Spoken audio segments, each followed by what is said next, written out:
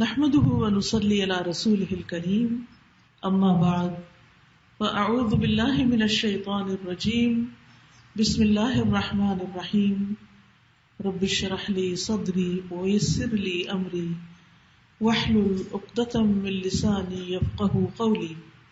آج ہم گفتگو کریں گے نیکیوں کے شوق کے بارے میں۔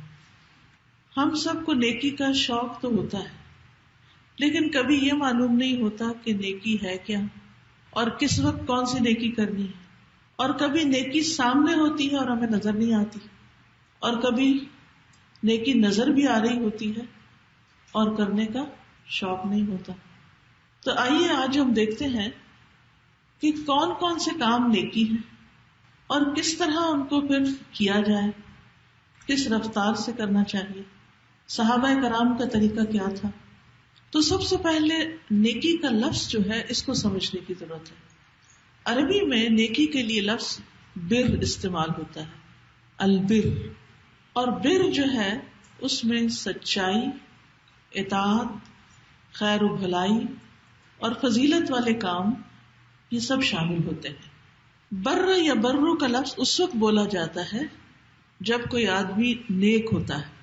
اسی لیے آپ نے دیکھا ہوگا والدین کے ساتھ نیکی اور نیک سلوک کو بر الوالدین کہتے ہیں۔ کبھی آپ نے یہ لفظ کتابوں میں پڑھا بھی ہوگا، بر الوالدین، والدین کے ساتھ نیکی کرنا یعنی ان کے ساتھ اچھا سلوک کرنا۔ اسی طرح جب کوئی شخص اپنے معاملے میں اچھا سچا ہو، قسم کھانے میں سچا ہو، تو اس کے لیے بھی یہ لفظ استعمال ہوتا ہے۔ اسی طرح جو شخص اپنے رشتہ داریوں کو جوڑنے والا ہو، باوفا ہو، اس کے لیے بھی اس لفظ کو استعمال کیا جاتا ہے۔ اسی طرح جو شخص اپنے رب کی اطاعت کرنے والا ہو، رشتہ داروں سے اچھا سلوک کرنے والا ہو۔ تو بر جو ہے نیکی کے کاموں میں فراخی اور وسعت کے لیے بھی استعمال ہوتا ہے۔ اصل میں بر کہتے ہیں جنگل کو، اور جنگل کا لفظ آتے ہی ہمارے ذہن میں کیا آتا ہے؟ بہت بڑی سی جگہ جہاں طرح طرح کے درخت اور پودے اور مختلف چیزیں اگی ہوئی ہوں۔ اسی طرح بر کا لفظ جو عربی زبان میں اس نیکی کے لیے استعمال ہوتا ہے جو وسیع پیمانے پر کی جائے، خوب کی جائے۔ قرآن مجید میں سورۃ البقرہ کی آیت نمبر 177 میں بر کا مفہوم بتایا گیا ہے، نیکی کا مفہوم بتایا گیا کہ نیکی کیا ہے۔ اللہ سبحانہ وتعالیٰ فرماتے ہیں لیس البر ان تولوا وجوہکم قبل المشرق والمغرب وَلَكِنَّ الْبِرَّ مَنْ آمَنَ بِاللَّهِ وَالْيَوْمِ الْآخِرِ وَالْمَلَائِكَةِ وَالْكِتَابِ وَالنَّبِيِّينَ وَآتَى الْمَالَ عَلَى حُبِّهِ ذَوِي الْقُرْبَى وَالْيَتَامَى وَالْمَسَاكِينَ وَابْنَ السَّبِيلِ وَالسَّائِلِينَ وَفِي الرِّقَابِ وَأَقَامَ الصَّلَاةَ وَآتَى الزَّكَاةَ وَالْمُوفُونَ بِعَهْدِهِمْ إِذَا عَاهَدُوا وَالصَّابِرِينَ فِي الْبَأْسَاءِ وَالضَّرَّاءِ وَحِينَ الْبَأْسِ أُولَئِكَ الَّذِينَ صَدَقُوا وَأُولَئِكَ هُمُ الْمُتَّقُونَ۔ نیکی یہ نہیں کہ تم اپنے منہ مشرق اور مغرب کی طرف پھیر لو، یعنی کسی ایک خاص ڈائریکشن ہی کو فالو کرنا نیکی نہیں، صرف کسی ایک کام کا ہی ہو کے رہ جانا یا صرف ایک ہی کام کرتے رہنا یہ نیکی نہیں۔ لیکن اصل نیکی اس کی ہے، کس کی؟ جو اللہ اور یوم آخرت اور فرشتوں اور کتابوں اور نبیوں پر ایمان لائے۔ اس سے پتہ یہ چلتا ہے کہ اللہ سبحانہ و تعالیٰ کے ہاں نیکی اس کی قبول ہے جس کے اندر ایمان ہو۔ اگر ایمان نہیں تو انسان نیکی کے بڑے سے بڑے کام کرتا رہے، اس کو آخرت میں کچھ بھی اجر نہیں ملے گا، اسے کچھ بھی حاصل نہیں ہوگا۔ تو اس لیے بہت ضروری ہے کہ ہم سب کو اپنے ایمان کی سب سے پہلے فکر ہونی چاہیے۔ بہت سے لوگوں کے ذہن میں یہ سوال آتا ہے کہ کچھ لوگ مسلمان نہیں لیکن نیکی کے بڑے بڑے کام کرتے رہتے ہیں، ساری زندگی اچھے کام کرتے رہتے ہیں، تو کیا ان کو کچھ نہیں ملے گا؟ تو بات یہ ہے کہ وہ نیکی کے کام بظاہر نیکی کے کام ہیں لیکن جزوی کام ہے، پارشل ہے، کمپلیٹ نیکی نہیں۔ اور سب سے بڑھ کر اللہ کی نگاہ میں جسے سب سے پہلی نیکی قرار دیا گیا وہ نیکی نہیں۔ اور وہ نیکی کیا ہے؟ جس نیکی کے بغیر باقی نیکیاں قبول ہی نہیں ہوتی. یہ بالکل ایسا ہی ہے کہ جیسے آپ ایک بہت ہرا بھرا خوبصورت پھلدار درخت کہیں سے کاٹ کے کسی اور جگہ لا کے کھڑا کر دیں اور اس کے نیچے اپنی جڑ اور بنیاد کچھ بھی نہ ہو, تو اس درخت کا کیا حال ہوگا؟ کیا وہ گرو کرے گا؟ کیا وہ ہرا بھرا ہی رہے گا؟ یا چند ہی دنوں کے اندر پیلا زرد پڑ جائے گا اور آخر سوکھ کر گر جائے گا اور اس کا پھل بھی بیکار ہو جائے گا. اسی طرح جب تک انسان کے اندر ایمان نہیں ہوتا, اللہ کو انسان نہیں مانتا, یا اللہ کو تو مانتا آخرت کے دن کو نہیں مانتا, یا اللہ کو بھی مانتا آخرت کو بھی مانتا لیکن فرشتوں کو نہیں مانتا, اور اگر وہ فرشتوں کو مانتا لیکن کتابوں کو نہیں مانتا یا نبیوں کو نہیں مانتا, تو اس کی یہ نیکی نہیں, اس کا ایمان نہیں. ایمان کے جتنے بھی ارکان ہیں ان میں سے ایک رکن کا بھی انکار گویا سارے ارکان کا انکار ہے. تو یہ بہت ضروری ہے. آپ کتنے بھی کائنڈ ہوں, کیئرنگ ہوں, کچھ بھی ہو, لیکن اگر ایمان میں خرابی ہے, عقیدے میں خرابی ہے, تو باقی چیزیں قبول نہیں. یہ میں نہیں کہہ رہی, یہ ہمارا دین بتا رہا ہے, یہ ہماری کتاب بتا رہی ہے. اگر ہم اپنے آپ کو مسلمان کہتے ہیں اور مسلمان ہوتے ہوئے نیکی کرنا چاہتے ہیں, تو سب سے پہلے اپنے ایمان کا جائزہ لینا چاہیے کہ کہیں مجھے ان میں سے کسی بات پر کوئی شک تو نہیں.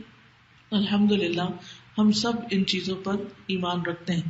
یہاں تقدیر کا ذکر نہیں کیا گیا, لیکن حدیث سے ہمیں تقدیر کا بھی پتہ چلتا ہے. اسی لیے آپ ایمان مفصل کو جب دہراتے ہیں تو والقدر خیرہ وشرہ من اللہ تعالی والبعث بعد الموت, یہ الفاظ بھی عموماً ایمان کی تفصیلات میں آپ ادا کرتے ہیں.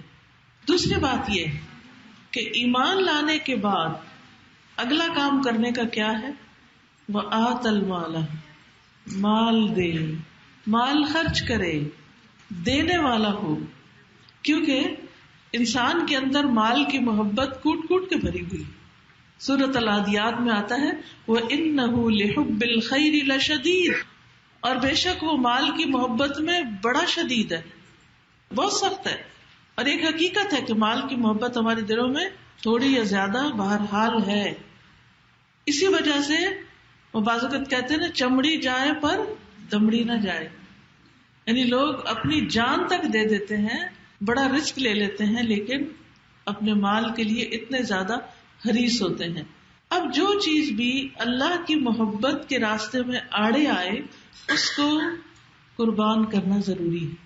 یعنی نیکی کا کانسیپٹ کیا ہے کہ اپنے رب کے لیے انسان, یا اپنے رب کی محبت اور اجر پانے کے لیے انسان ہر اس چیز کو راستے سے ہٹاتا جائے, دیتا جائے, خرچ کرتا جائے جو اس کی راہ میں رکاوٹ بنے. تو وہ آت المال, دے مال. کہاں دے, کس کو دے؟ علی حبہ, اس کی محبت کے باوجود, یا اللہ سبحانہ وتعالی کی محبت کے ساتھ. کس کو دے؟ ذوی القربى, رشتہ داروں کو.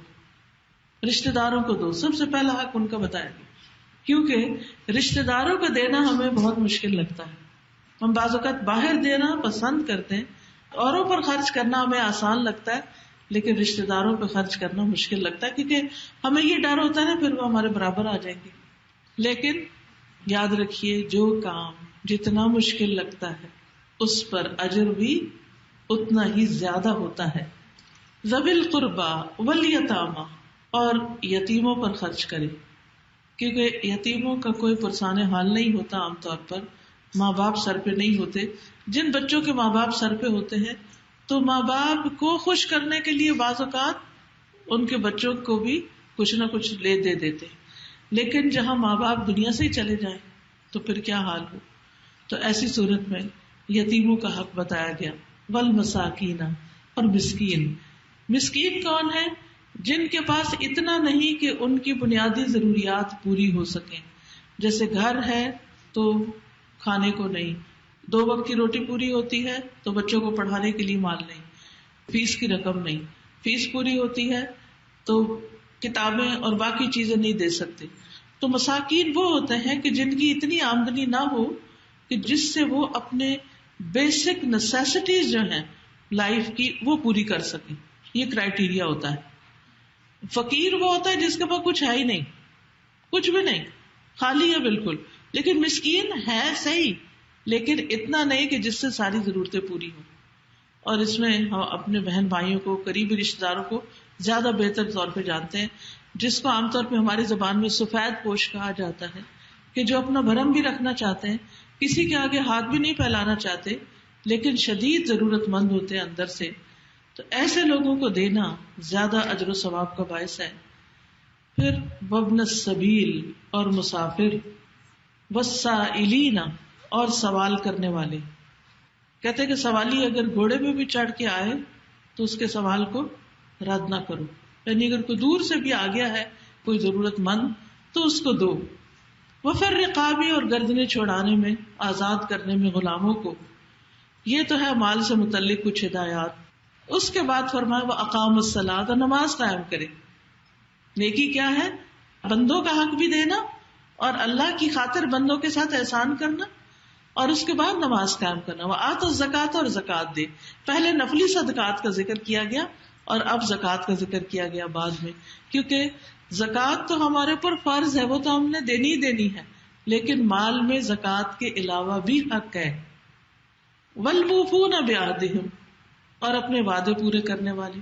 اذا عاہدوا، جب وہ وعدہ کر لیں، جب کسی کے ساتھ کوئی کمٹمنٹ کر لیں پھر اس کو نبھائیں. والصابرین فی البأساء والضراء وحین البأس، اور تنگ دستی، تکلیف اور لڑائی کے وقت صبر کرنے والے. اولئک الذین صدقوا، یہی وہ لوگ ہیں جنہوں نے سچ کہا، یعنی جن کے ایمان کا دعویٰ سچا ہے. واولئک هم المتقون، اور یہی تقوی والے. اس آیت میں ایک خاص خوبی آپ دیکھیے کہ حقوق اللہ اور حقوق العباد میں بہت بیلنس قائم کیا گیا. سب سے پہلے اللہ کا حق بتایا گیا اور ایمان کی جزیات جو ہیں ان کو بتایا گیا. پھر اس کے بعد بندوں کا حق بتایا گیا مال خرچ کرنے کے بعد. پھر نماز اور زکوٰۃ اللہ کا حق، پھر ادھر توجہ دلائے گی. پھر وعدہ پورا کرنا اور صبر کرنا، پھر بندوں کا حق. تو اس طرح دونوں چیزیں. پھر آپ دیکھیے کہ یہاں پر نیکی کے علاوہ اولئک الذین صدقوا، یہ لوگ سچے لوگ ہیں. تو سچائی صرف زبان کی سچائی نہیں ہوتی، سچائی عمل کی سچائی بھی ہوتی ہے. اور پھر وَأُولَئِكَ هُمُ الْمُتَّقُونَ، اسی کا نام تقوی بھی ہے. تو نیکی، تقوی، سچائی، یہ سب ایک دوسرے کے لیے لازم و ملزوم. حدیث میں نیکی کی تعریف کیا کی گئی ہے؟ وابصہ بن معبد رضی اللہ عنہ کہتے ہیں کہ میں رسول اللہ صلی اللہ علیہ وسلم کے پاس آیا تو آپ نے فرمایا تم نیکی اور گناہ کے بارے میں پوچھنے آئے ہو؟ میں نے کہا جی ہاں. تو آپ نے فرمایا اپنے دل سے پوچھو. نیکی وہ ہے جس سے تمہارا نفس مطمئن ہو اور جس سے تمہارا دل مطمئن ہو، یعنی تمہارا دل جس پر خوش ہو جائے. اور گناہ وہ ہے جو تمہارے دل میں کھٹک جائے اور تمہارے سینے میں اس کے بارے میں تردد ہو جائے. چاہے لوگ تمہیں فتویٰ دیں اور بار بار فتویٰ دیں، لیکن اگر تمہارا دل مطمئن نہیں تو اس کا مطلب ہے کہ تم وہ کام ٹھیک نہیں کر رہے. اب آپ دیکھیے قرآن مجید سے ہمیں نیکی کی ڈیٹیلز پتا چلی کہ کیا کیا کام نیکی کے ہیں، اور حدیث سے ہمیں کیا پتا چلا کہ چند چیزیں تو گنی جا سکتی ہیں، لیکن زندگی میں ہر لمحے میں جو کچھ ہم کر رہے ہوتے ہیں وہ سب کچھ تو نہیں گنا جا سکتا. یعنی قرآن مجید سے ہمیں پوری لسٹیں تو نہیں ملے گی. ٹھیک ہے، جگہ بجگہ مختلف اچھے کاموں کا ذکر کیا گیا ہے، لیکن نیکی کا ایک جامع کمپریہنسو کانسیپٹ ہمیں دے دیا گیا ہے اور ہمیں ایک معیار دے دیا گیا ہے کہ جب تم کوئی کام کر رہے ہو تو اس کے کرتے وقت اور کرنے کے بعد اپنے دل کا جائزہ لو، کیا فیل ہوتا ہے، کیسے لگتا ہے. کچھ کام ایسے ہیں جن کو بعض اوقات ہم نیکی سمجھ کے نہیں بھی کرتے، لیکن ایسے ہی کسی کی مدد سمجھ کے انسانیت کی وجہ سے کر دیتے، لیکن آپ نے دیکھا ہوگا کہ کرنے کے بعد ہمارے دل کا حال کیا ہوتا ہے، اتنا خوش ہوتا ہے اور پھر وہ اتنی لائٹ فیلنگ ہوتی ہے. تو اس کو کہتے ہیں نیکی. حالانکہ آپ نے کہیں نہیں پڑھا کسی قرآن کی آیت میں یا حدیث میں کہ اگر کسی شخص کا کچھ کھو جائے اور گر جائے اور تمہیں اس کا پتہ چل جائے تو تم اس کے گھر پہنچا کے آ جاؤ بغیر کسی اجرت کے. لیکن جب آپ کسی کی پریشانی دور کرتے ہیں اور کسی کی مدد کرتے ہیں تو آپ کے اپنے اندر کیا سکون ہوتا ہے. پچھلے دنوں میرے بیٹے کا والٹ کھو گیا تو لائسنس بھی اس میں تھا، وہ گاڑی چلانے کا بھی مسئلہ ہو گیا، لیکن اگلے ہی دن کوئی شخص لیٹر باکس میں چھوڑ کے چلا گیا. یہ بھی نہیں پتا وہ اللہ کا بندہ تھا کون، لیکن دل سے اس کے لیے دعا نکلی، اور اس نے تو یعنی ہم سے شکریہ بھی نہیں چاہا، ہم سے کوئی ریوارڈ نہیں چاہا، اپنا نام بھی نہیں بتانا چاہا. تو بعض نیکیاں ایسے بھی ہوتی ہیں، بعض نیک لوگ ایسے بھی ہوتے ہیں، اور جتنے اس میں پیسے تھے، جو کچھ تھا A to Z سب کا سب اس میں صحیح سلامت اور وہ واپس مل گئے. اب آپ دیکھیں یہ ایک نیکی ہے، لیکن اس کا ذکر کہیں لکھا ہوا نہیں آپ کو ملے گا کہ اگر آپ کو کسی کی کوئی چیز مل جائے تو پھر آپ اس کے گھر اس طرح پہنچا کے آئیں کہ آپ اس کو اپنی شکل بھی نہ دکھائیں تو یہ بہت اعلیٰ درجے کی نیکی ہوگی. یعنی اس طرح کی تفصیلات نہیں ملتی. یہ ہمارے اندر اللہ نے ایک چیز رکھ دی اور ہمیں عقل اور سمجھ بھی دی، اور پھر ہمارے اندر ایک ضمیر رکھا، اور پھر ہمیں ایک معیار دیا کہ جو چیز تم اپنے لیے پسند کرتے ہو وہی تم دوسروں کے لیے پسند کرو. تو یہ نیکی ہے. تم مومن ہی نہیں ہو سکتے جب تک تمہارے اندر یہ بات نہ آئے. اس کو ایمپیتھی کہتے ہیں نا، کہ دوسروں کی جگہ اپنے آپ کو رکھ کے دیکھو کہ اپنے لیے تم کیا چاہو گے، کیا پسند کرو گے. کتنا بہترین معیار ہمیں دے دیا گیا کہ جو ہم اپنے لیے چاہتے ہیں وہی ہم دوسرے کے لیے کر دیں. اگر ہماری کوئی چیز کھو جائے تو ہم کیا چاہیں گے کہ کوئی ہمیں لوٹا دے جس کو ملے. تو اسی طرح اگر کسی کی کھو گئی اور ہمارے بس میں ہے کہ ہم لوٹا دیں جا کے، تو ہمیں بھی پھر وہی کرنا چاہیے. اسی طرح اور بھی بہت سے ایسے کام، مثلاً آپ کسی ایسی جگہ پر ہیں کہ کوئی شخص آپ کو جانتا نہیں، لیکن اچانک اس کو کسی مدد کی ضرورت ہے، کسی کو کوئی ہارٹ اٹیک ہو گیا، کوئی گر گیا ہے، کوئی کچھ. اب آپ کے نہیں، میرے تو رشتے دار نہیں، میں تو نہیں جانتا کون ہے، تو اس لیے میں تو آگے نہیں بڑھ سکتا. نہیں، انسانیت کے نام پر بھی بعض اوقات بہت سی چیزیں ہمیں سمجھ آتی ہیں، اور اس میں ہمیں بظاہر کوئی ریوارڈ ملنے والا نہیں ہوتا. دنیا میں ہمیں کوئی اس نیکی کا ثواب نہیں دے سکتا، لیکن ہمارا دل کہتا ہے کہ ہمیں یہ کرنا چاہیے، کہ ہمارا ایک انسانی فریضہ ہے. تکلیف میں کوئی بھی شخص ہے اس کی مدد کرنی. تو کرنے کے بعد جب کیفیت ایک دفعہ ہماری ہو جاتی تو نیکسٹ ٹائم اگر ایسی اپرچونٹی آئے تو اس کو اویل کر لیں، اس کو جانے نہ دیں ہاتھ سے. اور اسی طرح کچھ کام ایسے ہوتے ہیں جو ہوتے غلط ہے، لیکن لوگ کہتے ہیں نہیں نہیں مجبوری ہے اور ضرورت ہے، مگر اس کے باوجود آپ کے دل میں وہ کھٹکھٹ ڈالے ہی رکھتے ہیں. تو ایسی چیزوں کو چھوڑ دینا چاہیے. اب مثلاً کچھ لوگوں کو پرندے پالنے کا بڑا شوق ہوتا ہے، وہ اپنے گھر میں لا کے کیج میں اس کو بند کر دیتے ہیں یا کوئی جگہ بنا دیتے ہیں، اس میں وہ رہتے ہیں. اب کچھ لوگوں کو شاید کوئی تکلیف نہیں ہوتی، لیکن میں جب کسی بھی پرندے کو بند دیکھتی ہوں تو مجھے ایک تکلیف شروع ہو جاتی ہے. اب کوئی اگر کہیں نہیں، کوئی اسلام میں منع نہیں ہے کہیں کہ پرندے نہیں رکھ سکتے گھر میں، اور کوئی حرام کام تھوڑی ہے اور کوئی غلط ہے، نہیں، ٹھیک ہے منع نہیں کیا گیا، لیکن آپ کا دل بھی تو بتاتا ہے نا. آپ اس پرندے کی جگہ اپنے آپ کو رکھ کے دیکھیں. اگر آپ کو اس طرح کوئی قید کر دے، جبکہ انسان تو زیادہ سے زیادہ چل کے کہاں سے کہاں تک جا سکتے، اور پرندے آپ دیکھیں کتنا دور دور تک اڑانے ہوتی ہیں ان کی، اور سب سے زیادہ خوبصورت بولیاں وہ کہاں بولتے ہیں جو وہ بہت اوپر ہائٹ پہ چلے جاتے ہیں. یعنی آپ کے گھر میں رہ کے شاید وہ اس طرح اتنے خوش نہ ہو جتنے وہ باہر ہو. تو وہ بھی تو ایک جان ہے نا، وہ بھی تو ایک روح ہے. اب ایک عورت جس کو ایک کتے کے پیاسا ہونے پر اسے دیکھ کر اس کو رحم آ گیا کہ اس کو پیاس لگی ہے، مجھے اس کو پانی پلانا چاہیے، اور وہ دوبارہ اتری کنویں کے اندر اور اپنے موزے میں پانی بھر کے لائی اور کتے کو پلایا، تو اللہ تعالیٰ نے اس کو بخش دیا، حالانکہ وہ بہت ہی گناہ گار عورت تھی. تو یہ کس نے اس کو بتایا کہ نیکی کا کام ہے؟ کہیں سے پڑھ کے تو نہیں آئی تھی، لیکن اس کے دل نے بتایا نا. تو یہ نیکی کا ایک معیار ہے. جہاں یہ خیال آ جائے اچھا کام ہے، نیکی کا کام ہے، مجھے بھی کرنا چاہیے، تو آگے بڑھ جائیں، کیونکہ مواقع بعض اوقات بار بار نہیں آتے. تو اللہ سبحانہ تعالیٰ کا حکم ہے فَفِرُّوا إِلَى اللَّهِ، پس دوڑو اللہ کی طرف. اللہ کی طرف سے مطلب اللہ کی عبادت کے لیے دوڑو اور اللہ کی خوشی کے کاموں کی طرف دوڑو. فَاسْتَبِقُوا الْخَيْرَاتِ، سورۃ البقرہ میں آتا ہے نیکیوں میں ایک دوسرے سے آگے بڑھو. اور ہمیں ایک قاعدہ دے دیا گیا کہ نیکی میں جو اپنے سے اوپر ہے اس کو دیکھو، اور دنیا میں جو اپنے سے نیچے والا ہے اس کو دیکھو. تو اس طرح انسان مطمئن ہو جاتا ہے. اللہ سبحانہ تعالیٰ ہمیں اس چیز کی ترغیب دے رہے ہیں جب کہتے ہیں نا فَاسْتَبِقُوا الْخَيْرَاتِ. پھر اسی طرح سورۃ آل عمران میں آتا ہے وَسَارِعُوا إِلَىٰ مَغْفِرَةٍ مِّن رَّبِّكُمْ وَجَنَّةٍ عَرْضُهَا السَّمَاوَاتُ وَالْأَرْضُ أُعِدَّتْ لِلْمُتَّقِينَ، اور اپنے رب کی بخشش اور جنت کی طرف لپکو، دوڑو، جس کا عرض آسمانوں اور زمین کے برابر ہے، اور جو متقی لوگوں کے لیے تیار کی گئی ہے. جنت کی طرف دوڑو کا کیا مطلب ہے؟ نیکی کے کاموں کی طرف دوڑو. اسی لیے کہا جاتا ہے کہ جس رفتار سے تم نیکی کے کاموں کی طرف دوڑو گے اسی رفتار سے جنت کی طرف پہنچو گے. پل صراط سے سب نے گزرنا نا. کوئی بجلی کی چمک کی تیزی کے ساتھ جتنی دیر میں بجلی چمکتی ہے بس اتنی دیر میں وہ بندہ ایک کونے سے دوسرے میں جا پہنچے گا. اور کچھ اونٹوں کے دوڑنے کی اور کچھ انسانوں کے دوڑنے اور کچھ چلنے اور کچھ پیدل اور کچھ رینگ رینگ کے گھسٹ گھسٹ کے چلنے والے کی رفتار کے ساتھ اپنی منزل پار کرے گا اور کچھ تو ویسے ہی گر جائیں گے جاننا. پل صراط کا تو سب کو پتہ ہی ہے نا. اگر دنیا میں نیکی کے کاموں کی طرف دوڑ لگی رہے گی اور بعض اوقات ہم پاؤں سے نہیں بھی دوڑ سکتے تو ہمارا دل دوڑ رہا ہوتا ہے کہ نیکی کا موقع سامنے ہے میں بس جلدی سے کر لوں اس کو, کہیں ایسا نہ ہو کہ پیچھے رہ جاؤں, کہیں ایسا نہ ہو کہ میرے ہاتھ سے چھوٹ جائے.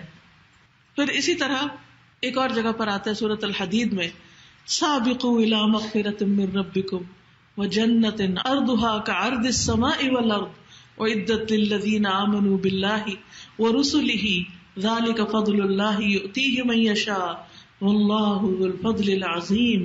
اپنے رب کی بخشش اور اس جنت کی طرف ایک دوسرے سے آگے بڑھو جس کی چوڑائی آسمان اور زمین کی چوڑائی کی طرح ہے. اتنی بڑی جنت, اتنا بڑا گھر ہوگا وہ ان لوگوں کے لیے تیار کی گئی ہے جو اللہ اور اس کے رسولوں پر ایمان لائے. یہ اللہ کا فضل ہے, وہ اس کو دیتا ہے جسے وہ چاہتا ہے اور اللہ بہت بڑے فضل والا ہے. تو یاد رکھیے ہمیں زبانی دعوے کرنے یا بیٹھ کے صرف ڈسکشنز کرتے رہنے کی بجائے عمل کرنے میں جلدی کرنی چاہیے, نیکی کرنے میں جلدی کرنی چاہیے, کیونکہ یہ صرف آرزوؤں اور تمناؤں سے نہیں ہوتا بلکہ کچھ کرنے سے ہوتا ہے. یعنی نیک اعمال کرنے کے ساتھ یہ دوڑ مکمل ہوتی ہے. جنہیں زمین و آسمان کا رب پسند کرتا ہے اور ان کاموں سے رب راضی ہوتا ہے, ان کاموں کو بجا لانا ہی دراصل اس راہ میں دوڑنا ہے. اور ان کاموں میں کیا ہے کہ اللہ کی رضا کے لیے, اللہ کی عبادت کے لیے دوڑنا.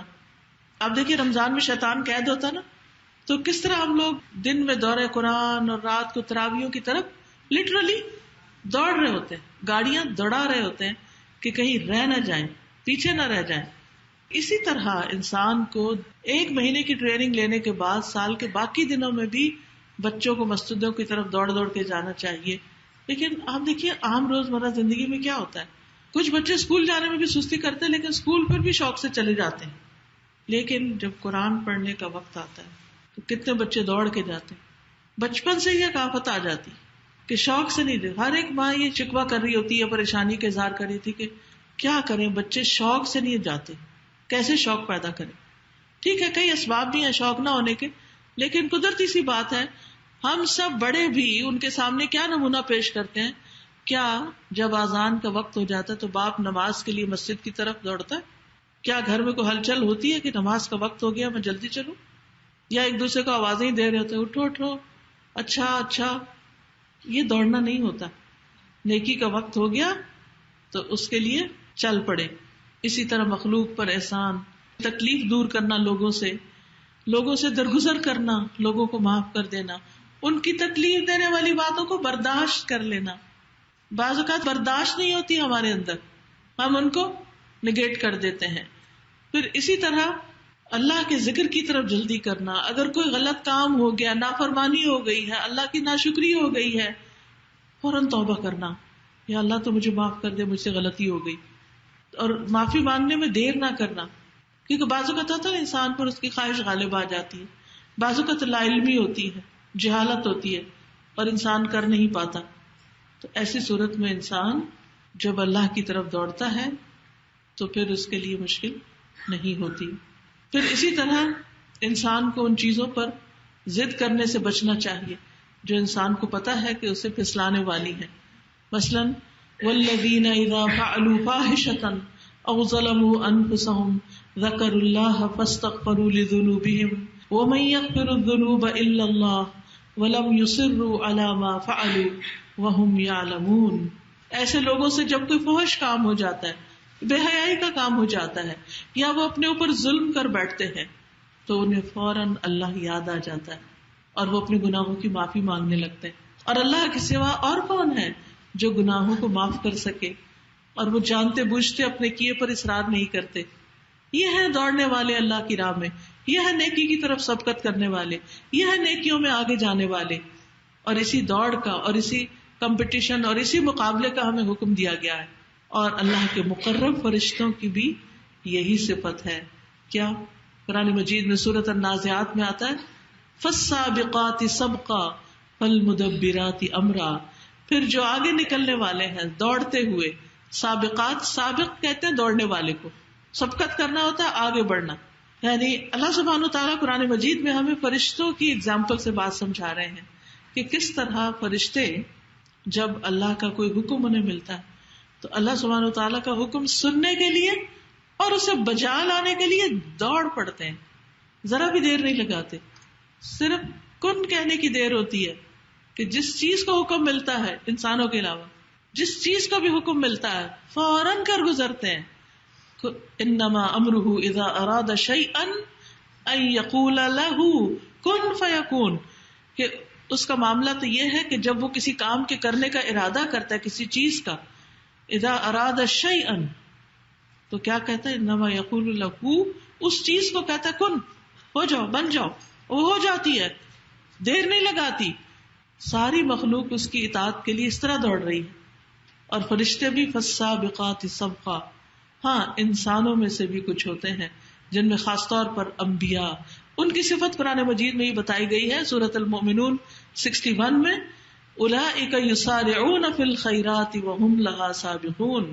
یہ وہ لوگ ہیں جو نیک کاموں میں جلدی کرتے ہیں اور یہی ان کی طرف آگے نکلنے والے. یعنی انبیاء علیہم السلام عام انسانوں کی نسبت نیکی کے کاموں میں جلدی کرتے تھے، آگے آگے نکل جاتے تھے. سورۃ الانبیاء میں آتا ہے انہم کانوا یسارعون فی الخیرات ویدعوننا رغبا ورہبا وکانوا لنا خاشعین، کہ بے شک وہ نیکیوں میں جلدی کرتے تھے، نیکی کے کاموں میں جلدی کرتے تھے، سستی نہیں. سستی کس کی علامت ہے؟ منافقین کی. اور ہمیں رغبت یعنی خوشی کے ساتھ اور خوف سے ڈر کے پکارتے تھے، اور وہ ہمارے ہی لیے عاجزی کرنے والے تھے، ہمارے آگے جھکنے والے. یعنی نیکی کا انہیں کو غرور نہیں ہوتا تھا. دنیاوی معاملات میں تو آپ نے دیکھا ہوگا عام طور پر لوگ جب کوئی ان کو اچیومنٹ ہوتی ہے تو کس طرح وہ اپنے آپ کو پروجیکٹ کر رہے ہوتے ہیں یا کس طرح کی ایکسائٹمنٹ شو کر رہے ہوتے ہیں.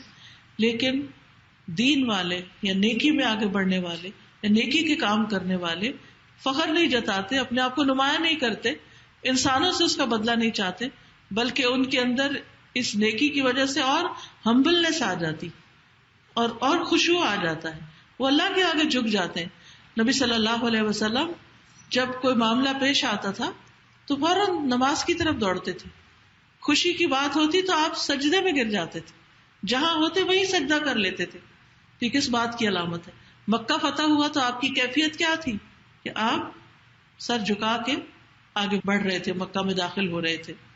صحابہ کرام کے بارے میں آتا ہے کہ مختلف اعمال میں وہ نیکیوں میں ایک دوسرے سے دوڑ لگاتے تھے، آگے سے آگے جاتے تھے. اس میں ہم دیکھتے ہیں کہ ایک دفعہ حضرت عمر رضی اللہ عنہ کہتے ہیں کہ رسول اللہ صلی اللہ علیہ وسلم، میں اور ابو بکر عبداللہ بن مسعود کے پاس سے گزرے اور وہ قرآن پڑھ رہے تھے. تو نبی صلی اللہ علیہ وسلم کھڑے ہو کر سننے لگے اور ہم بھی سننے لگے. پھر عبداللہ بن مسعود نے رکوع اور سجدہ کیا تو آپ نے فرمایا مانگو تمہیں دیا جائے گا، مانگو تمہیں دیا جائے گا، یعنی رکوع اور سجدے میں بھی دعا کرو. پھر واپس جاتے ہوئے رسول اللہ صلی اللہ علیہ وسلم فرمائے نہیں، وہاں سے پھر چل پڑے. آپ نے دیکھا عبداللہ بن مسعود قرات کرے، کیونکہ ان کی قرات اتنی خوبصورت تھی کہ آپ نے فرمایا کہ جو چاہتا ہے کہ اس طرح قرات کرے جیسے میں کرتا ہوں تو وہ عبداللہ بن مسعود کی قرات کی طرح پڑھے. تو آپ صلی اللہ علیہ وسلم نے جاتے ہوئے یہ بات فرمائی کہ جو شخص قرآن کو اس طرح تر و تازہ پڑھنا چاہتا ہے جیسے وہ نازل ہوا یعنی آپ صلی اللہ علیہ وسلم پر، اسے چاہیے کہ وہ ابن ام عبد کی قرات پر اسے پڑھے، یعنی عبداللہ بن مسعود کی طرح پڑھے. اب یہ بات عبداللہ بن مسعود کے حق میں بہت بڑا کریڈٹ تھی. تو حضرت عمر کہتے ہیں کہ میں عبداللہ بن مسعود کو خوشخبری سنانے کے لیے رات کے وقت گیا جو رسول اللہ صلی اللہ علیہ وسلم نے ان کے بارے میں فرمائی تھی. جب میں نے ان کا دروازہ کھٹکھٹایا تو انہوں نے میری آواز سنی، کہا کہ اس وقت رات کے وقت آپ یہاں کیوں تشریف لائے؟ کہنے لگے میں اصل میں آپ کو خوشخبری سنانے آیا ہوں کہ آپ کی قرات کو آپ صلی اللہ علیہ وسلم نے اتنا پسند کیا ہے. تو انہوں نے کہا ابو بکر آپ پہ سبقت لے گئے ہیں، یعنی وہ آپ سے پہلے ہی مجھے آ کے بتا چکے ہیں. تو عمر کہتے ہیں کہ اگر انہوں نے ایسا کیا تو وہ نیکیوں میں بہت زیادہ آگے بڑھنے والے ہیں، میں نے جس معاملے میں بھی ان سے مقابلہ کیا وہ ہر معاملے میں مجھ سے آگے بڑھ گئے، ہر چیز میں آگے بڑھ گئے. تو بعض لوگ ہوتے ہیں طبعاً نیکی میں جلدی کرنے والے، سستی نہیں ہوتی ان کے اندر. بعض لوگوں کو ایفرٹ لگانی پڑتی، لیکن اللہ سبحانہ تعالیٰ کا چونکہ حکم ہے فاستبقوا الخیرات، نیکیوں میں دوڑ لگا دو، آگے بڑھ جاؤ. تو ہمیں بھی اس کے لیے کوشش کرتے رہنا چاہیے. اور نیکی کا کام چھوٹا ہو یا بڑا ہو اسے شوق سے کرنا چاہیے، بوجھ سمجھ کے نہیں، مصیبت سمجھ کے نہیں. حضرت ابو بکری کے بارے میں آتا ہے کہ ایک مرتبہ رسول اللہ صلی اللہ علیہ وسلم اپنی مجلس میں بیٹھے ہوئے تھے، تو آپ نے صحابہ سے پوچھا تم میں سے آج کون روزے سے ہے؟ تو ابو بکر کہنے لگے کہ میں. آپ نے فرمایا آج تم میں سے کون کسی جنازے پر گیا ہے؟ ابو بکر کہتے ہیں میں. آپ نے فرمایا تم میں سے آج کسی نے مسکین کو کھانا کھلایا؟ ابو بکر نے کہا میں. آپ نے فرمایا آج تم میں سے کس نے مریض کی عادت کی ہے؟ ابو بکر نے کہا میں. تو رسول اللہ صلی اللہ علیہ وسلم نے فرمایا یہ سب کام جب کسی آدمی میں جمع ہو جاتے ہیں تو وہ ضرور جنت میں داخل ہو جاتا ہے. اچھا ہم جب کوئی ایک نیکی کر لیتے ہیں تو ہم اسی پر ہی راضی ہو کے بیٹھے میں وہ کر لیا نا، کافی ہے نا، میں یہ جو کرتی ہوں. کئی لوگوں کی بھلائی، بندگان خدا کی خدمت میں دن رات لگے رہتے ہیں، گھر جا کے نماز نہیں پڑھتے کہ تھک گئے ہیں. اگر ان سے کہا جائے تو کہتے دیکھیں نماز پڑھنے والے میں نے اتنی زیادہ لوگوں کی خدمت کی، میرے لیے وہی کافی ہے. نہیں، عبادت اپنی جگہ، اللہ کا حق اپنی جگہ اور بندوں کا حق اپنی جگہ. تو اس لیے بہت ضروری ہے کہ انسان کسی نیکی کو ہاتھ سے جانے نہ دے. جب پتہ چلے تو چل پڑے، اللہ یہ کہ کوئی بہت ہی مجبوری ہو، لیکن آپ کے دل میں اس وقت بھی تڑپ ہو کاش میں یہ کر سکتا، کاش میرے بس میں ہوتا تو میں ایسا ضرور کرتا. تو اللہ تعالیٰ آپ کے اندر کی تڑپ اور نیت کی جو سچائی ہے وہی قبول کر لے گا. مومن کی جو نیت ہے، کہتے ہیں کہ مومن کی نیت اس کے عمل سے بہتر ہوتی ہے. مومن کی جو نیت ہے وہ بھی اس کو بہت آگے تک لے جاتی ہے. اب اس میں آپ دیکھیے کہ بعضوں کو چھوٹی چھوٹی نیکیاں ہوتی ہیں، اپرچونٹی بھی ہوتی ہے لیکن ہم نہیں کرتے. مثلا سلام کرنا. اغار رضی اللہ عنہ فرماتے ہیں کہ رسول اللہ صلی اللہ علیہ وسلم نے میرے لیے کھجور کی ایک زنبیل یا ایک باسکٹ کہہ لیں دینے کا حکم دیا جو انصار کے ایک شخص کے پاس تھی، لیکن اس نے دینے میں کچھ دیر کر دی. تو میں نے حضور صلی اللہ علیہ وسلم سے گفتگو کی کہ آپ نے میرے لیے کہا تھا کہ وہاں کھجوریں ہیں کسی کے پاس، تو ابھی تک وہ مجھے ملی نہیں، تو اب کیا کروں؟ تو آپ نے ابو بکر رضی اللہ عنہ سے فرمایا کہ ابو بکر ذرا ان کے ساتھ جاؤ اور تم اس کی کھجوریں لے دو. تو وہ کہتے ہیں کہ ابو بکر رضی اللہ عنہ نے مجھ سے مسجد میں وعدہ کیا کہ جب ہم صبح کی نماز پڑھیں گے تو پھر اس کے بعد وہاں چلیں گے، اپائنٹمنٹ بنا لی. چنانچہ میں نے ان کو وہاں پایا جس کا انہوں نے مجھ سے وعدہ کیا تھا، وہ مل گئے مجھے، تو ہم چل دیے. بس جب کوئی آدمی ابو بکر رضی اللہ عنہ کو دور سے دیکھتا تو آپ کو سلام کر دیتا. ابو بکر نے مجھ سے کہا کہ کیا تم ان کی فضیلت کو نہیں دیکھ رہے ہو، ان کی نیکی کو نہیں دیکھ رہے ہو جو اس قوم کو تم پہ حاصل ہو رہی ہے، یہ تم سے نیکی میں آگے بڑھ رہی ہے، یعنی سلام پہلے کر کے. بس تم میں سے کوئی پہل نہ کرنے پائے، یعنی کوئی اور تم سے آگے نہ بڑھے، یعنی اپنے ساتھی کو کہہ رہے تم پہل کرو سلام میں. تو کہتے ہیں جب بھی کوئی دور سے شخص نظر آتا تو اس کے سلام کرنے سے پہلے ہم اس کو سلام کر لیتے. ہم میں سے کتنے لوگ صرف اس کام میں سبقت کرتے ہیں کہ میں پہل کر لوں. ہم تو اسی چکر میں پڑے رہتے ہیں، وہ چھوٹا ہے نا اس کو سلام کرنا چاہیے، وہ آنے والا نا، شرعی حکم یہی ہے کہ آنے والا پہلے سے موجود لوگوں کو سلام کرے وغیرہ وغیرہ. بہت ساری ترتیب تو ہے. نبی صلی اللہ علیہ وسلم تو بچوں کو بھی آگے بڑھ کے خود سلام کر لیتے. حالانکہ حکم کیا ہے کہ چھوٹوں کو چاہیے کہ بڑوں کو سلام کرے، لیکن نبی صلی اللہ علیہ وسلم خود آپ کا طرز عمل کیا تھا سکھانے کے لیے کہ آپ پہل کر لیتے تھے. آپ دیکھیے اگر صبح سویرے ہمارے گھر میں، ہم سب کے گھروں میں صرف یہ ایک سنت رائج ہو جائے نا کہ جو پہلے اٹھے وہ جس کے پاس سے گزرے سلام کرے، اور پھر اگر دروازہ ناک کرے کسی کو جگانے کے لیے تو سلام سے پہل کرے. گھر میں جب چھوٹے بڑوں کو، بڑے چھوٹوں کو سلام کریں گے، سلام سے دن کا آغاز ہوگا، تو خود بخود ایک کنیکشن. آپ دیکھیں سو کے اٹھ کے سب کا موڈ آف ہوتا ہے، اس میں کوئی بھی پھر سلام نہیں کرنا چاہتا، بلکہ کوئی کرے بھی تو وہ بھی چپتا ہے. لیکن اس میں اگر آپ نیکی سمجھ کے، سنت سمجھ کے اس کو رواج دیں گے، چھوٹے بچوں کو بھی اگر آپ جگائیں تو ان کو بھی پیار سے السلام علیکم، اور اس کے بعد جو بھی بات آپ نے کرنی ہو وہ کریں. تو صبح صبح سلامتی کی دعائیں، اور سارا دن سلامت رہے. اور سلام جو محبت پیدا کرتا ہے. جس گھر میں لڑائی جھگڑا ہو وہاں سلام عام کر لیں، کم ہو جائیں گی لڑائیاں. اصل میں سلام کرنا کیا ہے؟ کسی کو اور پہل کرنا، دوسرے کو رسپیکٹ دینا، دوسرے کو ویلکم کرنا. دوسرے کو یہ بتانا کہ میرے دل میں تمہارے لیے بہت جگہ ہے.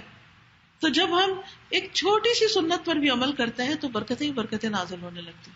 پھر اسی طرح اجر کمانے کے لیے آگے بڑھنا. آپ کو یاد ہوگا کچھ لوگ نبی صلی اللہ علیہ وسلم کے پاس سے کہنے لگے کہ مالدار لوگ تو بہت اجر کما گئے, وہ نمازیں پڑھتے ہیں, ہم بھی پڑھتے ہیں, وہ روزے رکھتے ہیں, ہم بھی رکھتے, سب کام ایک دن, لیکن وہ صدقہ خیرات بہت کرتے ہیں تو ہم سے اجر میں آگے بڑھ جاتے ہیں. تو آپ نے فرمایا کہ اچھا تم 33 بار سبحان اللہ الحمدللہ اللہ اکبر 34 بار پڑھ لو.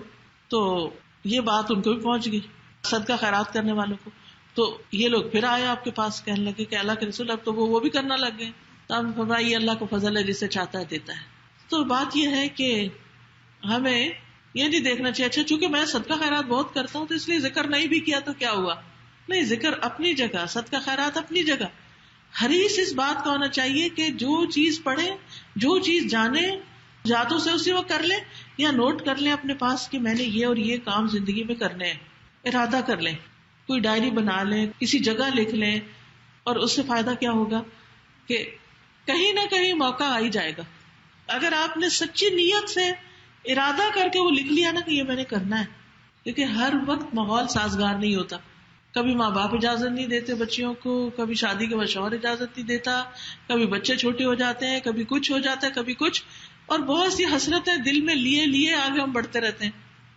ایسے میں کیا کریں, لکھتے جائیں, میں یہ بھی کروں گی, میں یہ بھی انشاءاللہ کروں گی. اس کا ٹائٹل لکھ دیں انشاءاللہ, اور نیچے لکھتے جائیں سارے کام اچھے اچھے. کچھ چیزیں مال سے تعلق رکھتی ہیں, کچھ کسی کی خدمت سے, اور اگر نہیں بھی ہو سکا تو اجر تو لکھا ہی جائے گا نا. اور اگر لکھا ہوگا تو آپ کو یاد آ جائے گا, میں نے اپنے سے وعدہ کیا تھا کہ یہ کام میں ضرور کروں. خاص طور پر وہ خواتین جو قرآن مجید پڑھ رہی ہیں, حدیث پڑھ رہی ہیں, ان کے سامنے کئی اپرچونٹیز آتی ہیں, ان کو کئی نئی باتوں کا پتہ چلتا ہے, نیکی کے چھوٹے چھوٹے کام بڑے بڑے اجر والے, اور فوری طور پر کبھی وہ کام کرنا نہیں آتا, کبھی وہ موقع نہیں ہوتا تو رہ ہی جاتا ہے, پھر بھول ہی جاتا ہے. تھنگس ٹو ڈو کی لسٹ بنائی ہوتی ہے نا ہم نے دنیا کے سارے کاموں کی. ہم اپنا ڈے پلان جب کرتے ہیں یا ویک پلان کرتے ہیں تو سارے کام لکھ لیتے ہیں, ہم یہ اور یہ اور یہ کریں گے, لیکن پھر کیا ہوتا ہے, نہیں ہو جاتے, پھر اگلے دن لکھتے ہیں, پھر آگے لکھتے ہیں, جب تک ہو نہیں جاتا ہم ٹک نہیں کرتے اس کو. ایسے نیکی کے کاموں کی بھی ٹو ڈو لسٹ بنا لیں اپنی, کہ کبھی تو کریں گے نا انشاءاللہ. تو بھلائی کے کاموں میں جلدی کرنا اور ان کے نیت اور ارادہ کرنا, یہ انسان کا اللہ کے ساتھ ایک معاملہ ہوتا ہے, اور انسان کے اندر اللہ تعالیٰ اس کی سچائی کو دیکھتا ہے. کچھ لوگ جنگ تبوک میں جا نہیں سکے تھے, لیکن جب آپ واپس آ رہے تو فرمایا کچھ لوگ جو پیچھے مدینہ میں رہ گئے, لیکن وہ جس گھاٹی کو تم نے عبور کیا وہ تمہارے ساتھ تھے, اجر میں تمہارے ساتھ برابر کے شریک تھے, کیونکہ انہیں عذر نے روک لیا تھا. تو جب عذر روک لیتا ہے تو پھر کوئی بات نہیں, اور اگر عذر کے بغیر انسان سستی کرتا ہے تو پھر معاملہ مختلف ہو جاتا ہے.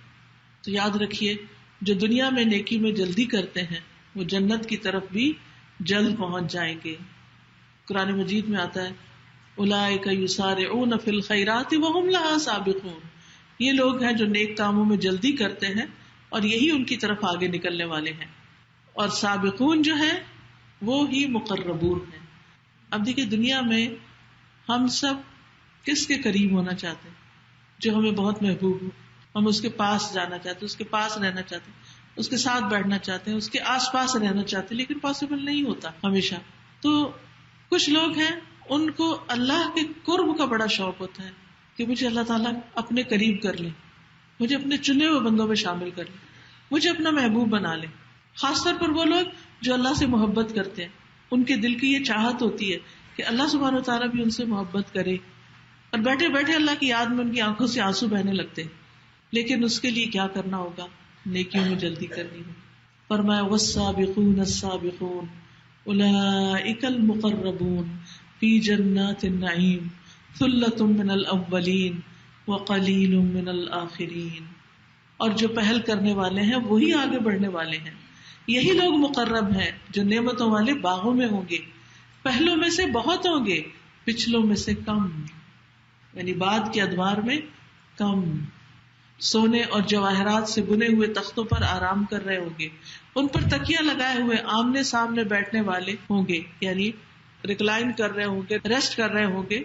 ان پر چکر لگا رہے ہوں گے وہ لڑکے جو ہمیشہ لڑکے ہی رکھے جائیں گے, یعنی ان کے جو سرونٹس وہ سرو کرنے والے ہوں گے وہ ہمیشہ ینگ رہیں گے، اور ساغر اور سراہیاں اور لبالب بھرے ہوئے پیالے لے کر جو بہتی شراب کے ہوں گے وہ ان کے آگے پھر آئیں گے، جس سے وہ سر درد میں مبتلا نہ ہوں گے نہ بہکیں گے، اور ایسے پھل لے کر جنہیں وہ پسند کرتے ہیں، اور پرندوں کا گوشت لے کر جس کی وہ خواہش رکھتے ہیں. یعنی یہ ساری چیزیں جو ہیں یہ ان کے اعمال میں سبقت کا بدلہ ہے ان کے لیے. جنت میں بلند درجات پر ہوں گے. قرآن مجید میں آتا ہے ان المتقین فی جنات ونہر فی مقعد صدق عند ملیک مقتدر، بے شک تقوی والے لوگ باغوں اور نہروں میں ہوں گے سچائی کی مجلس میں، فی مقعد صدق عظیم بادشاہ کے پاس جو بے حد قدرت والا ہے. یعنی واقعی قیامت کے دن ان کو اللہ تعالیٰ کا قرب نصیب ہوگا. خاص مجلس سجائی جائے گی، بہترین کرسیاں لگائی جائیں گی، مسک کے ٹیلوں پر لوگ بیٹھے ہوں گے اور اللہ سبحانہ وتعالیٰ ان کو اپنا دیدار کروائیں گے. یہ پوری کائنات میں سے چنی ہوئی مخلوق کن لوگوں پر مشتمل ہوگی؟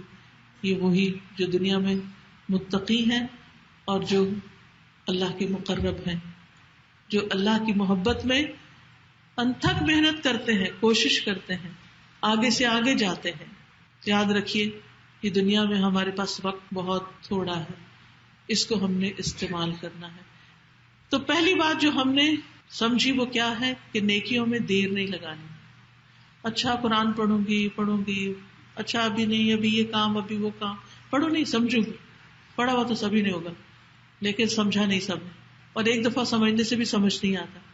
لیکن چھوٹی چھوٹی چیزیں ہمیں روکے رکھتی کیونکہ ہم پلان نہیں کرتے کہ کب اور کس وقت. کوئی ڈیڈ لائن نہیں ہے ہماری کہ اب ہم شروع کر لیں گے، اور پھر چھوٹی چھوٹی چیزوں کو بہانہ بنا کے ہم پیچھے رہ جاتے ہیں. تو پلان کریں کہ کب ارلیسٹ میں، کیونکہ موت کا تو پتہ نہیں نا کب آ جائے، تو کب ارلیسٹ میں امپورٹنٹ کام شروع کر رہی ہوں جو نیکی کے ہیں. کچھ کام ہوتے ہیں نیکی کے وہ بہت امپورٹنٹ اور ارجنٹ ہوتے ہیں جن کو جلد شروع کرنا چاہیے.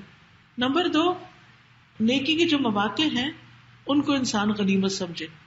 زندگی کو ختم ہونے سے پہلے، عمر کو پورا ہونے سے پہلے، نعمتوں کے زائل ہونے سے پہلے، صحت اور جوانی کے جانے سے پہلے، آسانی کے جانے سے پہلے اور تنگی آنے سے پہلے، چاہے رزق میں ہو، چاہے اوقات میں ہو، چاہے کسی بھی چیز میں، تو نیک اعمال میں جلدی کرنی چاہیے. کیونکہ انسان کو نہیں پتا کب بڑھاپا آ جائے، کب بیماری آ جائے، کب دجال آ جائے، کب قیامت آ جائے، کب انسان کا دل ہی بدل جائے. تو اس لیے انسان کا جب دل نرم ہو، جب انسان کو شوق آ جائے تو پھر کچھ نہ کچھ شروع کر لے، اپنے آپ کو پکڑ لے اور نیکی کو تھام لے. اور پھر نیکی میں سب سے پہلے تو اس رب کا حق ہے ہم پر جس نے ہمیں پیدا کیا، اس کی عبادت میں کچھ نہ کچھ اضافہ کرتے چلے جائیں. فرائض کے علاوہ نوافل کی ادائیگی کو بھی لازم کریں، کیونکہ حدیث میں آتا ہے کہ بندہ فرض ادا کرنے کے بعد نفل ادا کر کے مجھ سے اتنا قریب ہو جاتا ہے کہ میں اس سے محبت کرنے لگتا ہوں. تو ہم یہ نہ ہر وقت پوچھا کریں یہ فرض ہے، یہ لازم ہے، یہ ضروری ہے. نہیں، جب ایک چیز کے بارے میں بتا دیا گیا کہ یہ اچھی چیز ہے تو اس کو فرض نفل پہ نہ تولیں، اسے کر لیں. اور اگر فرض نہیں بھی تو نفل تو ہوگا ہی نا، اللہ کی محبت کے قابل تو بنائے گا ہی. پھر اسی طرح نماز پڑھتے ہوئے تھوڑا قیام لمبا کر لینا، تھوڑا رکوع میں تسبیحات زیادہ پڑھ لینا، راتوں کو اٹھنے کی کوشش کرنا. اب لمبی لمبی راتیں آ رہی ہیں آپ کے پاس، اللہ کی خوشنودی کے لیے روزے رکھنا، اللہ کے راستے میں خرچ کرنا، کثرت سے اللہ کا ذکر کرنا، اللہ کے کلام سے محبت کرنا اور اس کو پڑھنا اور سمجھنا. یہ اللہ کے حقوق میں سے چند باتیں یاد دہانی کے لیے. پھر والدین کے ساتھ، یہ انبیاء کی خصوصی صفت رہی ہے کہ وہ اپنے والدین کے ساتھ ہمیشہ اچھا سلوک کرتے تھے، کیونکہ اللہ کے حق کے بعد سب سے بڑی نیکی ماں باپ کے ساتھ حسن سلوک ہے.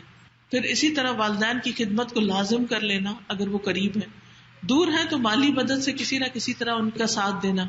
مثلا اگر بزرگ ہو گئے ہیں اور آپ خود نہیں ان کی خدمت کر سکتے تو ان کے لیے کسی سرونٹ کا ارینج کر دیں، اس کی پے کا بندوبست کر دیں، کسی ایسی سہولت کا بندوبست کر دیں کہ جو آپ کو اللہ نے مال میں وسعت دی ہے اس سے آپ ان کے لیے زندگی آسان کر دیں. تو ہر عمل سے پہلے والدین کی خدمت کو مقدم رکھیں، یعنی نماز روزے کے بعد. پھر اسی طرح ان پر مال خرچ کرنے کے علاوہ اگر والدین مسلمان نہ بھی ہوں پھر بھی ان سے اچھا سلوک کریں، اگر نیک نہیں پھر بھی اچھا سلوک کریں. مشرک والدین کے ساتھ بھی صلہ رحمی کا حکم ہے. پھر اسی طرح ماں سے نیکی انسان کے درجات بلند کرتی ہے. آپ کو معلوم ہے کہ اویس قرنی جو ہیں، جو یمن کے رہنے والے تھے، ان کی ماں جو تھی وہ بوڑھی تھی. ان کی خدمت کی وجہ سے وہ نبی صلی اللہ علیہ وسلم کے پاس آ نہ سکے. لیکن جب بھی کوئی یمن کی طرف سے دستہ آتا تو حضرت عمر پوچھتے کہ یہاں اس میں کوئی اویس بن عامر بھی ہیں. یہاں تک کہ اویس جو تھے وہ آپ کے پاس آ گئے ایک دن. آپ نے ان سے پوچھا کیا مراد قبیلے سے، فلاں شاخ سے، اور کیا آپ کو پہلے برس کی بیماری تھی پھر ٹھیک ہو گئی، اور کیا صرف ایک درہم کے برابر جگہ رہ گئی. ساری نشانیاں جو نبی صلی اللہ علیہ وسلم نے ان کو بتائی تھی وہ اس کے مطابق ان کو پرکھ رہے تھے. تو انہوں نے کہا ہاں. کہا آپ کی والدہ ہیں؟ کہا ہاں. کہا میں نے نبی صلی اللہ علیہ وسلم سے سنا تھا کہ تمہارے پاس اہل یمن کے دستوں کے ہمراہ اویس بن عامر آئے گا. وہ قبیلہ مراد سے، پھر شاخ قرن سے ہوگا. اسے برس کی بیماری تھی جو صرف ایک درہم کے برابر رہ گئی، ساری ٹھیک ہو گئی. اس کی والدہ ہے، وہ اس کے ساتھ نیکی کرنے والا ہے. اگر وہ اللہ پر کسی کام کی قسم کھا لے اللہ اسے پوری کر دے گا. سبحان اللہ. یعنی ماں کے ساتھ نیکی کرنے کی وجہ سے وہ اللہ کا اتنا مقرب ہے کہ اللہ تعالیٰ اس کی بات پوری کر دے گا. یعنی جیسے دعا قبول ہو جاتی ہے نا کچھ لوگوں کی. اگر تم یہ کر سکو گے کہ وہ تمہارے لیے بخشش کی دعا کرے تو اس سے درخواست کر لینا کہ وہ تمہاری بخشش کی دعا کر دے. تو حضرت عمر نے کہا بس آپ میرے لیے بخشش کی دعا کریں. تو انہوں نے دعا کر دی. حضرت عمر نے پوچھا آپ کہاں جانا چاہتے ہیں؟ کہا کوفہ. میں نے کہا کیا میں آپ کے لیے وہاں کے عامل کو خط نہ لکھ دوں؟ کہا مجھے یہ زیادہ پسند ہے کہ خاک نشین لوگوں میں رہوں، مجھے کوئی نہ پہچانے. تو بہرحال نیکی کرے انسان اور خفیہ طریقے سے کرے، لوگوں میں شہرت پانے کے لیے نہیں. پھر اسی طرح رشتہ داروں کے ساتھ صلہ رحمی، رشتہ داروں کے ساتھ اچھا سلوک، اور خصوصاً ان سے جو ہم سے کاٹے، جو ہمیں نہیں پوچھتے. جب عید بقرعید وغیرہ ہو تو اس میں آپ ان کو تحفے تحائف دیں، آپ ان کا خیال رکھیں. وہ نہیں رکھتے نہ صحیح، وہ ان کا عمل، وہ ان کا اخلاق. ہمیں اپنے اخلاق کی فکر ہونی چاہیے. ہم ہمیشہ دوسروں کی فکر کرتے رہتے، وہ ایسا کرتا ہے وہ ایسا کرتا ہے. بھائی ہم کیا کرتے ہیں؟ ہم اس وقت کو اس میں ضائع کرنے کی بجائے اپنے طور پر وہ کرنا شروع کر دیں. پھر سلام دعا سے رشتہ داریوں کو تازہ رکھنا. یعنی بعض اوقات ہم مال سے مدد نہیں کر سکتے، وزٹ نہیں کر سکتے، پاس نہیں جا سکتے، تو نبی صلی اللہ علیہ وسلم نے فرمایا بلو ارحامکم ولو بالسلام، اپنی رشتہ داریوں کو تازہ رکھو خاص سلام کے ذریعے. اور اب واٹس ایپ نے تو کام بہت آسان کر دیا. سب رشتہ داروں کے نمبر لے لیں، گروپ بنا لیں، اور کبھی کبھی کوئی سلام دعا ضرور کر لیں ان سے. پھر ان کے اوپر خرچ کرنا، یعنی باہر دینے سے پہلے رشتہ داروں کی ضرورت پوری کرنا. رشتہ داروں کے بعد تمام لوگوں کے ساتھ نیکی. ہر اچھا اخلاق والا کام جو ہے وہ نیکی شمار ہوتا ہے. حسن اخلاق نیکی ہے. جابر کہتے ہیں کہ ہر نیکی جو تم کسی امیر یا فقیر کے ساتھ کرو وہ صدقہ ہے. بعض اوقات ہم کہتے ہیں تو امیر ہے، نہیں امیر ہے تو اس کے ساتھ کسی اور طرح کی نیکی کر لو. نبی صلی اللہ علیہ وسلم نے فرمایا کہ نیکی کے کام کو حقیر نہ سمجھو، خواہ کسی کو ایک رسی ہی دو. بعض اوقات ایسا ہے کسی کو باندھنے کے لیے کوئی چیز چاہیے ہوتی ہے، اس کے لیے اس وقت وہی بڑی امپورٹنٹ ہوتی، تو اس سے مدد کر دو. یا کسی کو جوتی کا تسمہ ہی دے دو، یعنی چھوٹی سے چھوٹی چیز دینا بھی کافی ہے. تو لوگوں کے لیے فائدے کا بنے. لوگوں نے نبی صلی اللہ علیہ وسلم سے پوچھا اللہ تعالیٰ کو کون سے لوگ پیارے ہیں اور کون سے عمل اچھے لگتے ہیں؟ آپ نے فرمایا وہ لوگ اللہ کو زیادہ محبوب ہیں جو دوسرے لوگوں کے لیے سب سے زیادہ فائدے کے ہوں، ہر ایک کو فائدہ پہنچائیں، اس میں بخل نہ کریں. آپ کسی کو فائدہ پہنچائیں گے کئی گنا زیادہ بڑھ کے واپس آپ ہی کی طرف آئے گا. تو کسی کی بھی خیر اور بھلائی کرنے سے رکے نہیں. پھر مسکرا کے دیکھنا، پھر حشاش بشاش چہرے سے ملنا، پھر سلام کو عام کرنا، دوسرے سے اچھی بات کریں، منفی باتیں نہ کریں، دل خوش کرنے والی باتیں کریں. کسی کو کھانے پینے کے لیے کوئی چیز آفر کر دینا، کسی کے لیے پانی کا بندوبست کر دینا. نبی صلی اللہ علیہ وسلم نے فرمایا آدم کے بیٹے کے کل 360 جوڑ یا ہڈیاں ہوتی، ہر روز ہر جوڑ کی طرف سے صدقہ ادا کرنا لازم ہے. ہر اچھی بات صدقہ ہے. آدمی کا اپنے بھائی کی مدد کرنا صدقہ ہے. پانی کا ایک گھونٹ پلانا بھی صدقہ ہے، وہ بھی ہمارے جسم کا صدقہ ادا ہو رہا ہوتا ہے. اسی طرح کسی کو لفٹ دے دینا، سواری میں مدد کر دینا، سامان اٹھا لینا، کسی کا اٹھا کے رکھ دینا، راستہ دکھانا، کسی کی وحشت اور تنہائی دور کرنا، کسی کا ڈپریشن دور کرنا.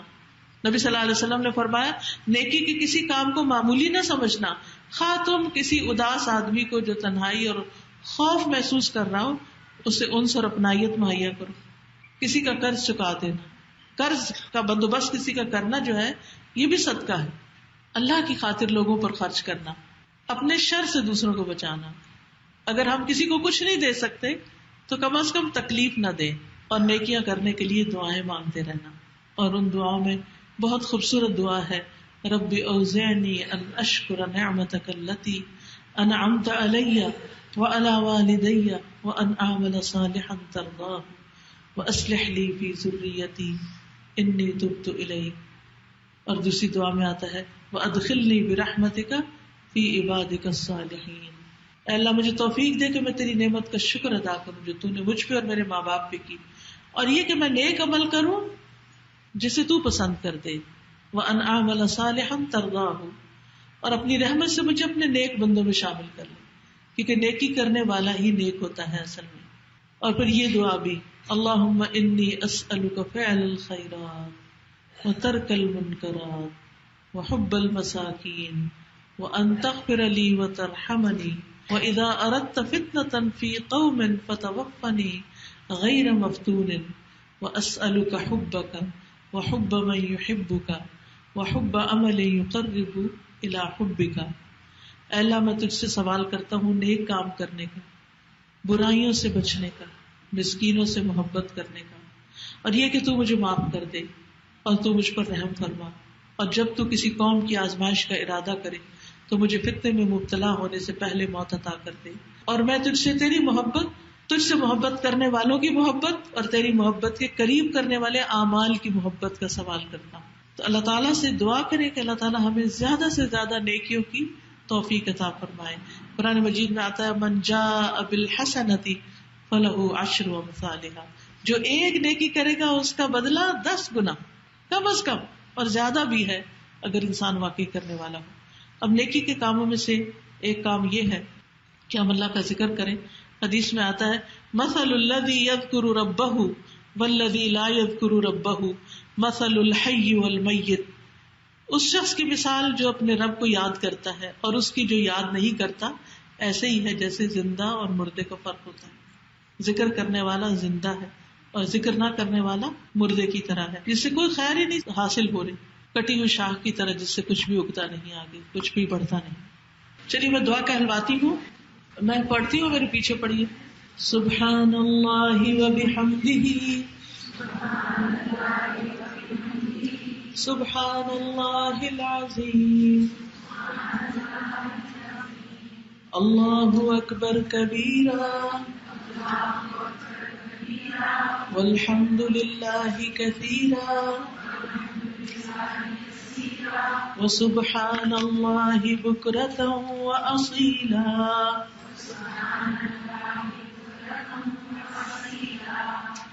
اللہم صل علی محمد وعلی آل محمد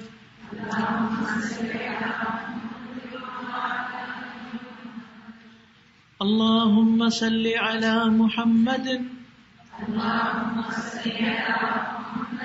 عبدک ورسولک کما صلیت علی ابراہیم وبارک علی محمد وعلی آل محمد کما بارکت علی ابراہیم وآل ابراہیم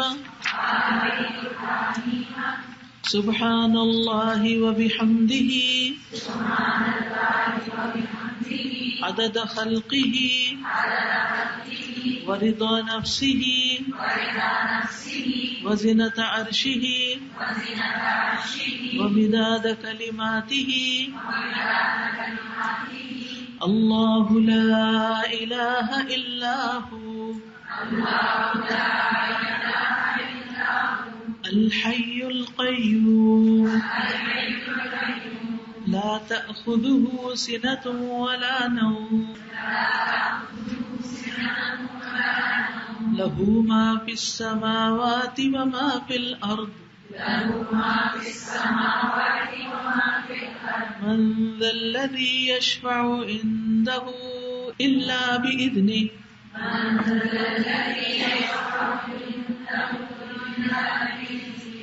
يعلم ما بين أيديهم وما خلفهم ولا يحيطون بشيء من علمه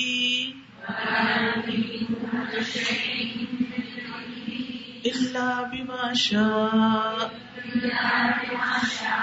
وسع كرسيه السماوات والأرض